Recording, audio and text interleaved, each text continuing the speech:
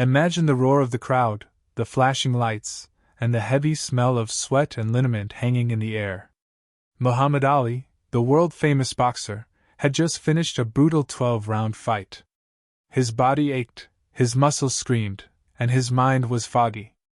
Each punch he took felt like a hammer blow, each movement a monumental effort. He was exhausted, bone-tired, the kind of tired that seeps into your soul. 12 rounds in the boxing ring is like running a marathon, but instead of just running, you're also getting hit, a lot. Ali had danced and weaved, punched and dodged, for what felt like an eternity. He'd taken some hard shots, felt the sting of leather on his skin, and pushed himself beyond his limits. His vision swam, his breathing was ragged, and all he wanted was to collapse somewhere quiet and rest. He was a warrior, yes, but even warriors need rest. Think about how tired you feel after a really long soccer game or a hard day of playing outside. Now multiply that feeling by 100. That's how Ali felt after those 12 rounds. Every cell in his body begged for relief. He needed water, he needed air, and most of all, he needed to escape the chaos of the arena. Seeing Ali's condition, his team sprang into action. They knew the crowds would be massive, eager to celebrate or commiserate, depending on the fight's outcome. Their main goal was simple: get Ali out of there, and fast.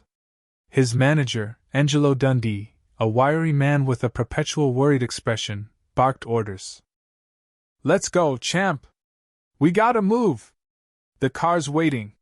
He, along with Ali's doctor and a few trusted bodyguards, formed a protective wall around the boxer, guiding him toward a side exit, a secret passage known only to a few. They envisioned a quick escape.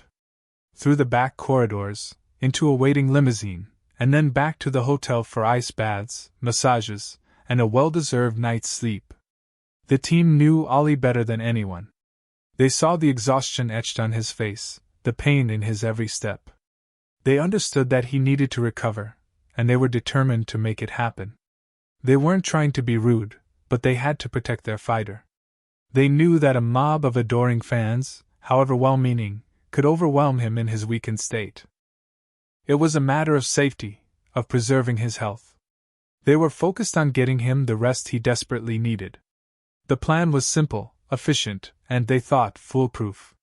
They hurried through the maze of corridors, the sounds of the celebrating, or mourning, crowd fading slightly with each turn.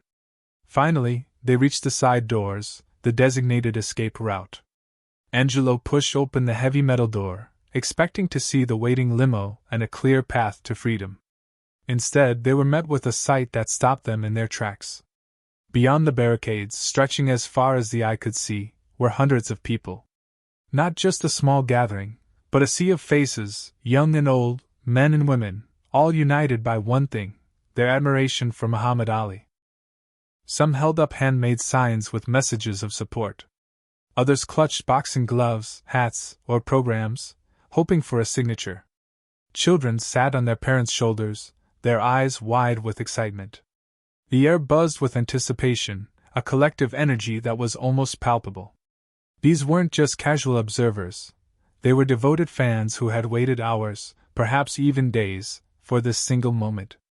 They had braved the cold, the crowds, and the late hour, all for a chance to catch a glimpse of their hero.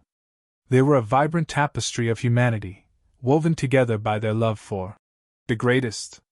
They were a force to be reckoned with, and they were all waiting for Muhammad Ali. Angelo Dundee started to protest. "Champ, we really need to get you back." But Ali raised a hand, silencing him. He looked at the faces behind the barricades, really looked at them. He saw the hope, the admiration, the sheer joy in their eyes. He saw families, kids, and older people who had followed his career for years. He knew how tired he was, how much he needed rest. But in that moment, he also knew something else. These people had given him their time, their energy, and their unwavering support. They had cheered him on, win or lose. And now, they were here, waiting patiently, just for him. A flicker of recognition crossed his face, followed by a determined glint in his eyes. He turned to Angelo and said, his voice a little hoarse but firm, "I can't just leave them, Angelo." They waited. Angelo, despite his worries, knew that look. It was the look of a man who knew what was right, a man who wouldn't back down. He sighed, knowing there was no point in arguing. He just hoped Ali wouldn't regret this decision later. Ali stepped forward, pushing past the barricades, and into the throng of waiting fans. A collective gasp rippled through the crowd, followed by a deafening roar of cheers. The champ was here. What happened next was remarkable. For 2 straight hours, Muhammad Ali stayed with those fans. He signed autographs on anything they put in front of him: hats, gloves, posters, even scraps of paper. He posed for countless photos, his smile never faltering, even though his body screamed in protest. He didn't just scribble his name and move on. He looked each person in the eye, asked them their name, and made a connection, however brief.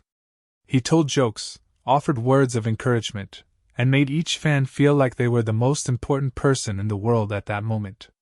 He ruffled the hair of a young boy who shyly held out a worn-out boxing glove. He complimented a woman on her handmade sign. He listened patiently to an older man who recounted stories of Ali's past fights. With every interaction, Ali gave a piece of himself. He wasn't just a celebrity signing autographs. He was a human being connecting with other human beings. The energy of the crowd seemed to rejuvenate him, fueling his spirit despite his physical exhaustion. He was giving back to the people who had given him so much. It was an act of generosity, of kindness, and of genuine appreciation.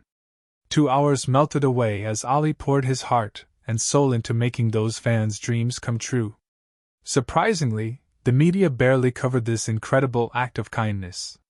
The next day's newspapers were filled with reports about the fight itself, the winners and losers, the strategies and controversies. A few mentioned the crowds outside the arena, but none highlighted Ali's extraordinary gesture. It was as if it didn't fit the narrative they wanted to tell. They focused on the spectacle of the sport, the drama of the competition, and the business of boxing. A simple act of human connection, a champion giving back to his fans, seemed almost too ordinary, too nice to be newsworthy. Perhaps they were too busy chasing the next big headline, the next scandal, the next controversy. Or maybe they simply underestimated the power of a genuine human connection. Whatever the reason, the media missed the story. They failed to recognize that this seemingly small act spoke volumes about Ali's character, his values, and his deep respect for the people who supported him. While the reporters were busy dissecting the fight, something far more meaningful was happening outside the arena, a story that would resonate far longer than any boxing match. A story about a champion who was more than just a fighter, he was a man of the people. And that's a story worth telling. But they missed it. But the fans remembered. They didn't need a newspaper article or a television report to tell them what they had witnessed. They had seen it with their own eyes, felt it in their own hearts. They had experienced firsthand the generosity and genuine warmth of Muhammad Ali. For many of them, that was their only interaction with the champ.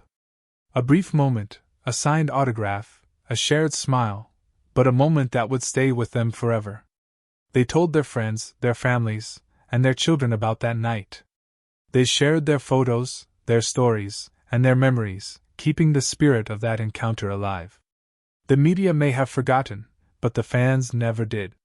They became the keepers of the story, the guardians of Ali's legacy. They understood that his greatness wasn't just about his boxing skills, it was about his humanity, his compassion, and his unwavering commitment to his fans. These weren't just fleeting moments of fandom, they were seeds planted in the hearts of ordinary people, seeds that would blossom into a lifelong admiration and respect for Muhammad Ali. These fans became walking, talking testaments to his character, ensuring that his legacy would endure long after the final bell had rung. They were the true storytellers. Decades later, when people talk about Muhammad Ali, they don't just talk about the fights. They don't just remember the rumble in the jungle or the thriller in Manila. They remember how he made them feel. They remember his charisma, his wit, his unwavering confidence. But most importantly, they remember his kindness. They remember the stories of him visiting sick children in hospitals, of him standing up for what he believed in, of him using his platform to speak out against injustice. They remember him not just as a boxer, but as a humanitarian, an activist, and a role model. The fights were certainly exciting, but they were fleeting moments in time. What truly defined Ali was his character, his values, and his ability to connect with people on a human level. That's why his legacy has endured for so long. It's why generations of people, even those who never saw him box, still admire and respect him. It's because they understand that he was more than just an athlete. He was a symbol of hope, of courage, and of unwavering belief in the power of the human spirit. He made people feel seen, heard, and valued. And that's a legacy that will never fade.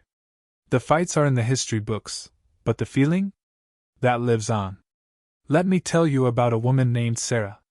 She was a young girl back then, maybe 8 or 9 years old. Her dad, a huge boxing fan, had taken her to see Ali fight. She didn't really understand boxing, but she knew Ali was special.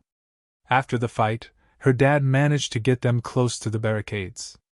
She was small, so she could barely see over the crowd. She remembers feeling tired and a little scared, but mostly excited. Then Ali appeared. She remembers him looking tired too, but when he saw the crowd, he smiled. He came right over to where she was standing. She had a small, crumpled piece of paper and a pen, and she shyly held them out to him. Ali knelt down, looked her in the eye, and asked her name. "Sarah," she whispered. He smiled again and carefully signed her piece of paper. He didn't just sign it, he wrote, "To Sarah, be the greatest you can be. Muhammad Ali." Sarah still has that piece of paper. It's faded and worn, but it's one of her most treasured possessions. She said that meeting Ali changed her life. It inspired her to be kind, to be brave, and to always try her best. It was just a brief encounter, but it made a lasting impact. That's the power of a moment, the power of connection, and the power of Muhammad Ali. It's why he's remembered for so much more than just his fights. This story, and countless others like it, reveal the true essence of Muhammad Ali. He wasn't just putting on a show for the cameras, he was genuinely connecting with people. He believed in the power of kindness, the importance of human connection, and the responsibility that came with being a role model. This wasn't an isolated incident.